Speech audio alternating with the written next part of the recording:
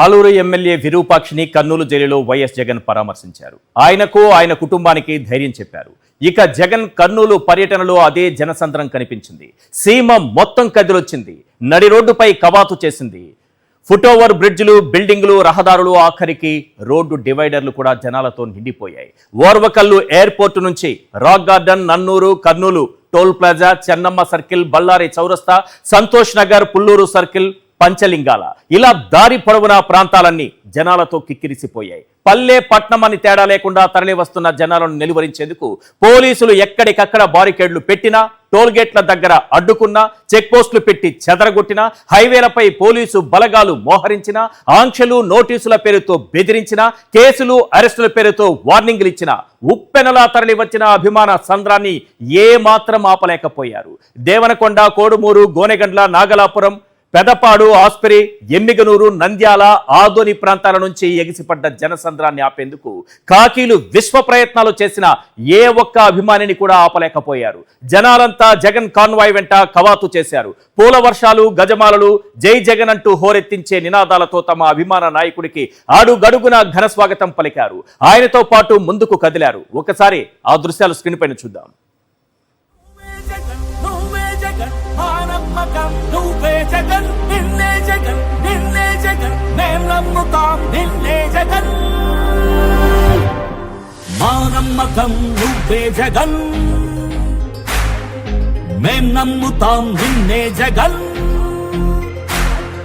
మా నమ్మకం నువ్వే జగన్, మేం నమ్ముతాం నిన్నే జగన్. నువ్వే జగన్, నువ్వే జగన్, మా నమ్మకం నువ్వే జగన్, నిన్నే జగన్, నిన్నే జగన్, మేం నమ్ముతాం నిన్నే జగన్. నిన్నే జగన్, నిన్నే జగన్, మేం నమ్ముతాం నిన్నే జగన్, నిన్నే జగన్, నిన్నే జగన్, మేం నమ్ముతాం నిన్నే జగన్. ఏ నాటికి ముమ్మాటికి నమ్ముకుంది నిన్నొకడిది మాత్రమే.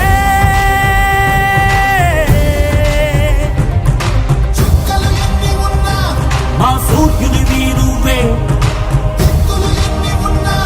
మా దిక్కున నిలబడి తలబడి కలబడి నిలిచిన నేతవు, భ్రాతవు, దూతవు సామి నువ్వు. మా నమ్మకం నువ్వే జగన్, మేం నమ్ముతాం నిన్నే జగన్. మా నమ్మకం నువ్వే జగన్, మేం నమ్ముతాం నిన్నే జగన్. నువ్వే జగన్, నువ్వే జగన్, మా నమ్మకం నువ్వే జగన్, నిన్నే జగన్, నిన్నే జగన్, మేం నమ్ముతాం నిన్నే జగన్. మా నమ్మకం నువ్వే జగన్, మేం నమ్ముతాం నిన్నే జగన్. మా నమ్మకం నువ్వే జగన్, మేం నమ్ముతాం నిన్నే జగన్. నువ్వే జగన్, నువ్వే జగన్, మా నమ్మకం నువ్వే జగన్, నిన్నే జగన్, నిన్నే జగన్, మేం నమ్ముతాం నిన్నే జగన్. మా నమ్మకం నువ్వే జగన్, మేం నమ్ముతాం నిన్నే జగన్. నువ్వే జగన్, నువ్వే జగన్, మా నమ్మకం నువ్వే జగన్, నిన్నే జగన్, నిన్నే జగన్, మేం నమ్ముతాం నిన్నే జగన్.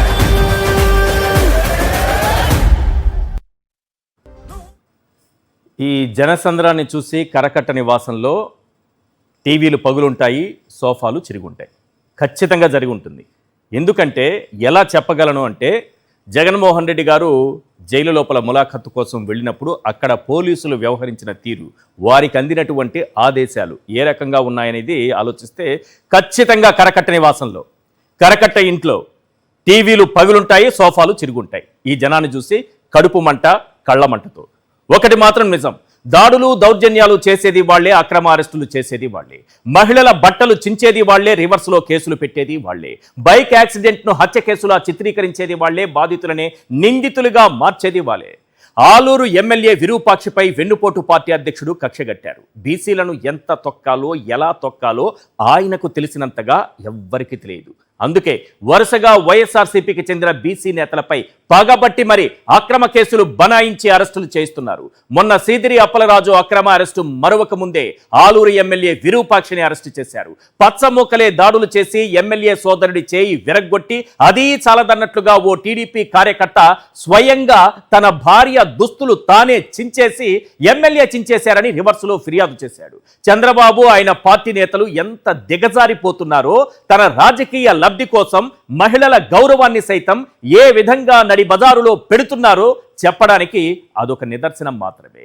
ఇక చంద్రబాబు ఏ స్థాయికి దిగజారారు అంటే, ఒక మాజీ ముఖ్యమంత్రి ములాఖత్ కోసం వస్తే ఆయనను ఉద్దేశపూర్వకంగా అవమానించేలా పోలీసులు వ్యవహరించారు. ఇదే విషయంపై జగన్ ఏమన్నారో ఒక్కసారి విందాం. ఈరోజు ఎంత దయనీయమైన పరిస్థితిలో, ఎంత హేయమైన పరిస్థితిలో ఈ వెన్నుపోటు పార్టీ పాలనలో ఇవాళ పాలన జరుగుతూ ఉందని చెప్పడానికి ఇంకొక ఎగ్జాంపుల్ చెప్తా. ఇదే జైల్లోకి నేను పోయా. ఇరుపాక్షన్న ఒక ఎమ్మెల్యేని అరెస్ట్ చేస్తే ఇరుపాక్షన్నను చూడడానికి నేను పోయా.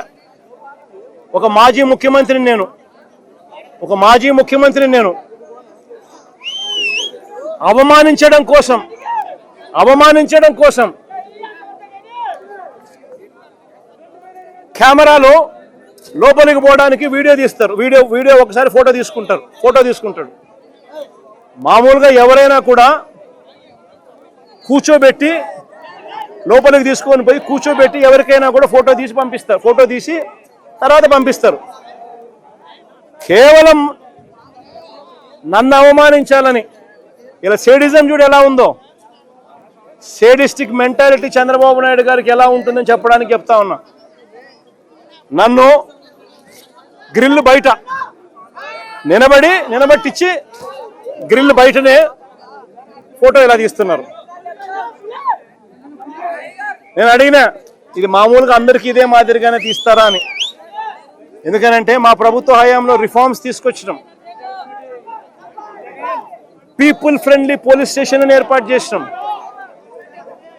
పోలీస్ స్టేషన్కి ఎవడైనా వచ్చినా కంప్లైంట్ ఇవ్వడానికైనా కానీ ఇంకొకటికైనా కూడా కూర్చోబెట్టి కర్టసీ ఎక్స్టెండ్ చేసి చిక్కటి చిరునవ్వుతోనే కంప్లైంట్ తీసుకునే వ్యవస్థను మేము తీసుకొచ్చినాం. పీపుల్ ఫ్రెండ్లీ పోలీస్ స్టేషన్ అని మేము తీసుకొస్తే ఇక్కడ అవమానించే కార్యక్రమం ఎవరికి మాదిరిగా చేయరంట. నేను అడిగిన సూపరింటెండెంట్ను ఏమన్నా అందరికీ ఇదే మాదిరిగానే చేస్తారా అని. లేదు సార్, అందరినీ మామూలుగా అయితే కూర్చోబెడతాము, మీరు కాబట్టి నిలబెట్టించి మాదిరిగా చేయాలా అని చెప్పి ఆదేశాలు వచ్చినాయి సార్ అంటాడు. గ్రిల్స్ వెనుక అటువైపు నిలబెట్టి జగన్మోహన్ రెడ్డి గారిని ఇలా ఫోటో తీయడం, ఇది శాడిజానికి నిదర్శనం అవునా కదా? ఈ ఫోటోని ఎవరికి పంపించాలో వాళ్ళకి పంపిస్తారా పోలీసులు? అలా పంపించేటటువంటి అవకాశం ఉంటుందా?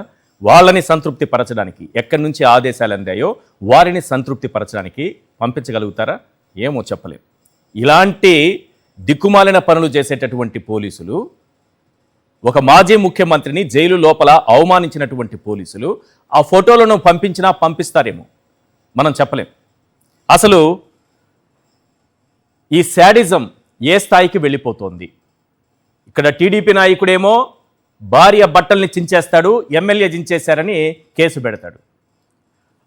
బట్టలు జరిగిపోయిన మహిళేమో బయటకు వచ్చి ఎమ్మెల్యేనే నా బట్టలు చింపేశాడని బయట ఇస్తుంది, స్టేట్మెంట్ ఇస్తుంది.